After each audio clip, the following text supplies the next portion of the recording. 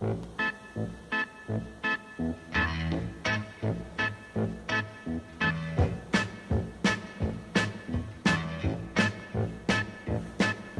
show me the way to the next whiskey bar.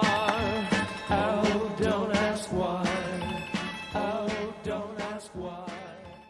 Well, for my second trick tonight, the first trick was trying some Golden Stag blended rye spirit, and I sort of did a comparison between that and the 100 bushels rye and the other Golden Stag from Saskatchewan, the special aged version. So I've tried all those three, and now that I've got all this malted and unmalted rye flavor in my mouth, I'm going to have one of these oat cakes from the Orkney Islands to take all the flavor out of my mouth and suck it away so that I can try the next whiskey that I've got here.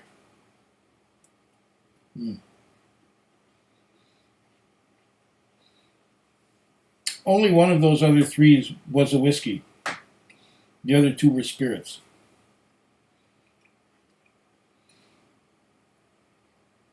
It was the 100 bushels single malt was a whiskey, I guess because it's aged more than 3 years. I'll be moving over to a Speyside Scotch in a moment here.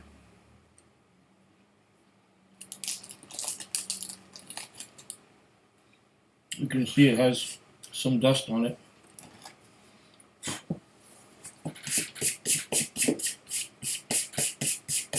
I've had this in my possession for a while.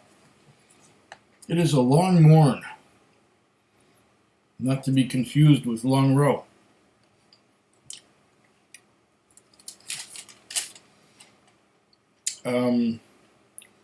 It's a Speyside, 750 mils. I got it for $89.99, $90 plus 10-cent bottle deposit, and I don't know, 15% tax on $90. So 1.5 times 9 would be $13.50. $13.50 on top of 90. $103.50 approximately is what this would cost going out the door. Canadian, that is, with the taxes and everything. And this has a, well, it's got a plastic top in the bottle. It comes straight out. And there is, whoa, there's something in here. There's something sliding down. Oh, look. It's a plastic, whoa. It's a plastic bottom thing on which the bottle sits.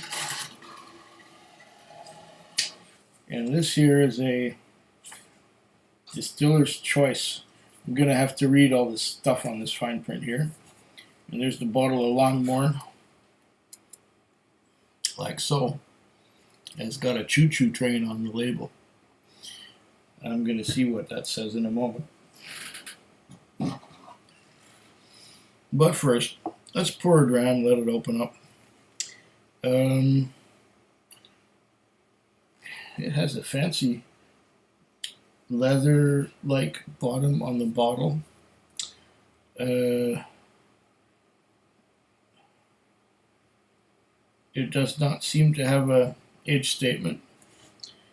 It says the distiller's choice. Anyway, I'm gonna open this up, and I'm going to pour it and allow it to open up and do whatever its thing is while I read all the marketing or pertinent information that was imparted by the distillers for this. That's a generous pour. I'm not going to pour any back. That's just a generous pour.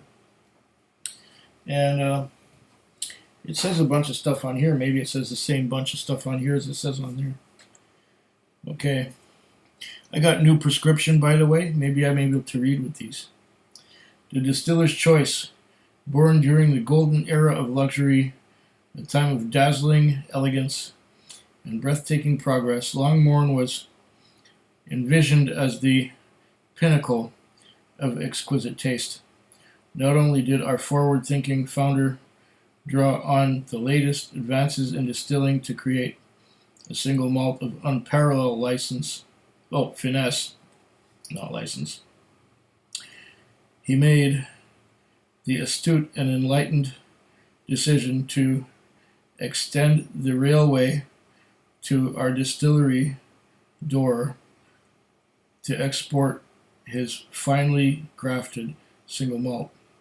More than a century on, this sumptuous character is still revered by connoisseurs. Return for refund, etc. Product of Scotland. 40% alcohol by volume, 750 mils. It is the Longmorn, established in 1894. And that's why there's a choo-choo train on there. The choo-choo train is on there to show that they extended the rail line to where the distillery was. Distiller's Choice Single Malt Scotch Whisky. To craft this exceptionally balanced and elegant malt whisky, 3 types of cask are expertly combined to create an exquisitely smooth and creamy malt with subtle spice notes. Well, that looks good and promising now, doesn't it? What does it say on this bottle? Now let's put this top back on here. That's going to go on the wall somewhere.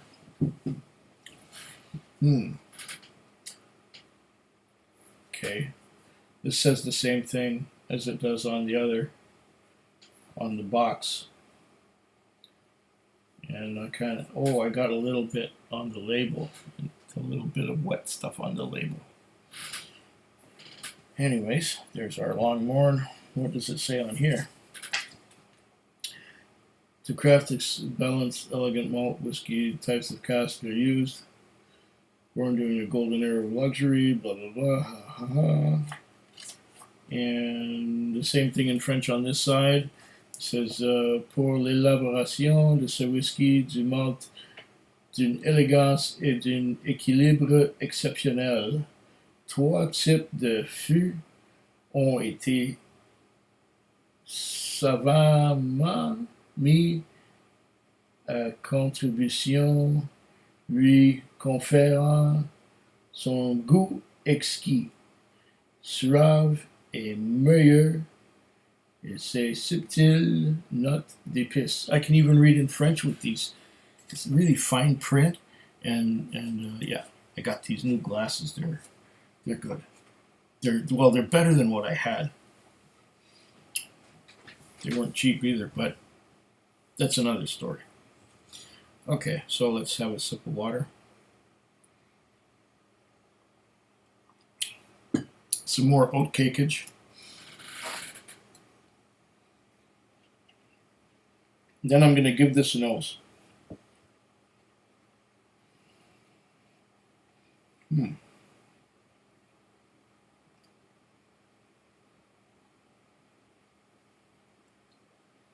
Multitasking.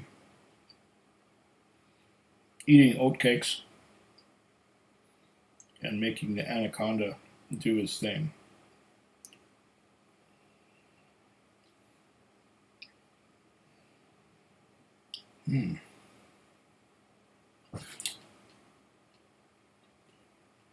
40%, the legs kind of run right down. There's some sherry cask in here. There's probably some ex-bourbon. On the nose, I'm getting notes of medium fruits, like plums and grapes.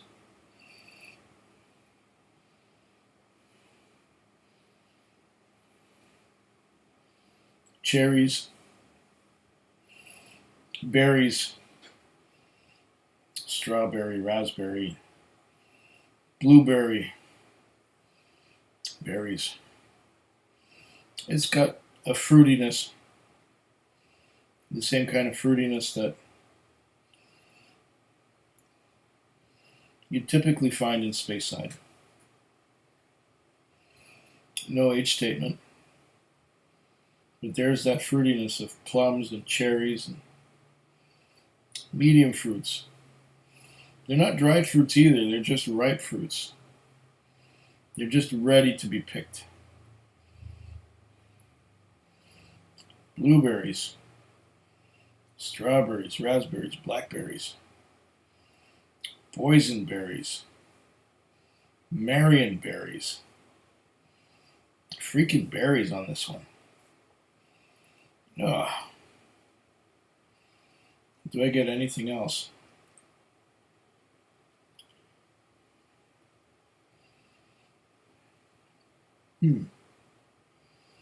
Maybe a bit of bitterness, a bit of tannins. There's some kind of caramel and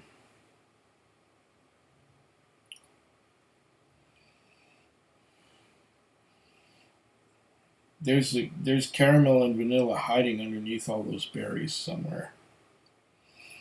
I can just make it out. I can just get it. There's something, just a hint of nuttiness too. But it's those berries like raspberries and blackberries that are sort of capping it. And these are all subtle notes, because at 40% alcohol by volume, nothing really jumps out at you. It's a fancy little bottle, you know, with the, I don't know if it's probably fake leather down here, but on the bottom of the bottle. But you know, at $100 a bottle, maybe the leather is real. I see if I smell anything.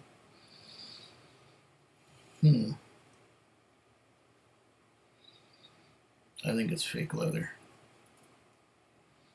Yeah, it doesn't smell real. I guess it's rubber. Well, it makes it so that when you put the bottle down,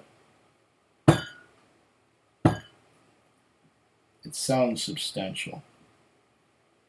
And it is a substantial, thick bottle too. Like so. All right. I've done a bunch of nosing. I'm going to do some tasting. Now, you know, as I nose it some more, there is caramel coming in. The fruits are sort of moving aside. And I'm getting some caramel.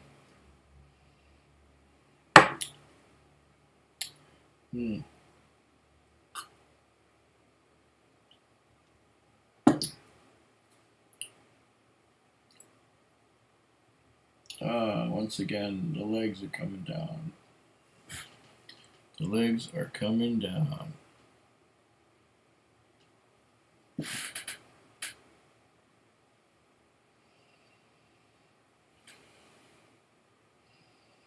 What other whiskey does this remind me of? Well, let's give it a taste first. Let's see. Some vanilla, some Oloroso maybe. Okay. Caramel, not caramel toffee. But it's subtle. Okay, here we go.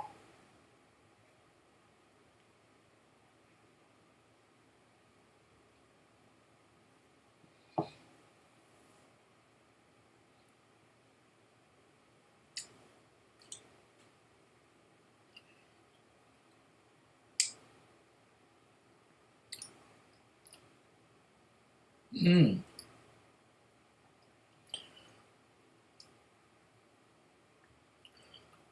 This is a very interesting marriage of berries, berries, berries and toffee. Interesting. Um, it has a surprisingly chewy mouthfeel for something at 40% alcohol by volume. Surprisingly chewy.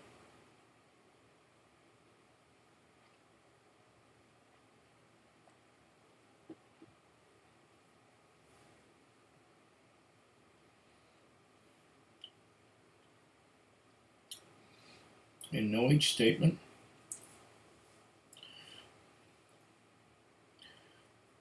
And berries and toffee, caramel, hint of vanilla, but the berries just coat the mouth. Those berries coat the mouth beautifully. Strawberries, raspberries, blueberries, blackberries, kinds of berries. Wow. This is the most berry forward whiskey I've ever had. And it is, even though it's only 40%, it's quite luxurious.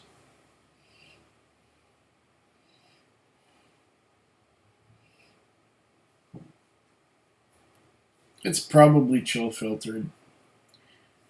It's probably has color added.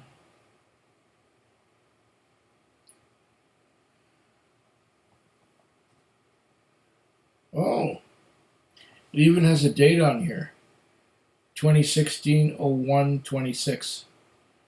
So January 26th of 2015.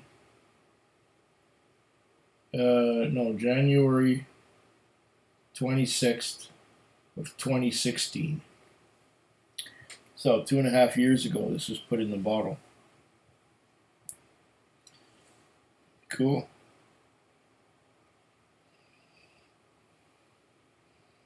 A whole quarter of a decade ago, this was put in a bottle. Wow. I'm liking this. I'm liking this quite considerably.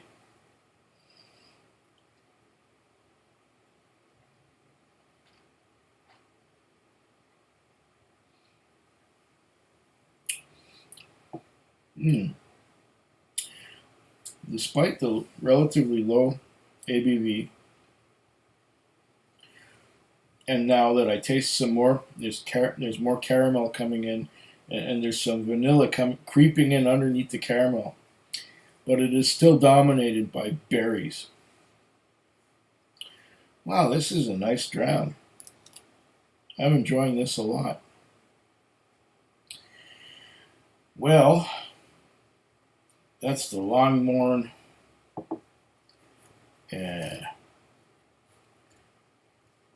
Distiller's Choice Single Malt Slancha. Food Quig. Food quick. Food quick. Food Quig. Food quick. Yeah.